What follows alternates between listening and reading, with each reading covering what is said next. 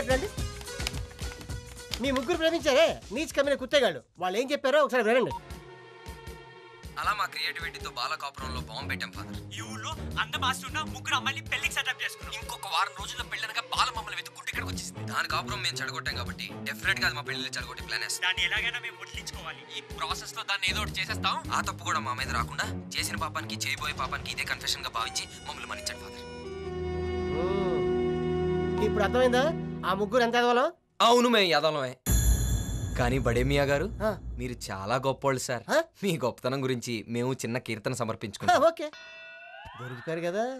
Super Yadav. ఆ JP గారు ఉత్తి బీపీ, వాడిని చాలా ఈజీగా యాదవ్ చేయగలను. ఇక ముగ్గురు మంచి వాళ్ళని దుర్మార్గులుగా ప్రూవ్ చేస్తాను. ఆ అమ్మాయిలకి మొగుడు అవుతాను, జేపీ ఆస్తికి ఓనర్ అవుతాను.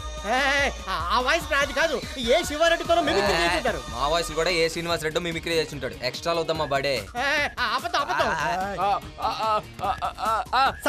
ఈ ఒక్కసారి సరదాగా నేనంతా సార్. అబద్ధం అరవడం కాదు, ఇది నిజం. మా ప్రేమలు ధ్వంసం చేసి, మా పెళ్లిళ్ళు నాశనం చేసి, మమ్మల్ని మీకు దూరం చేసి, వేరు చేసి, మీ అందరికి ఉమ్మడిగా మొగడేపి ఆస్తంతా కొట్టేయాలని బడేగాడి బడా plan. I see. Now you see.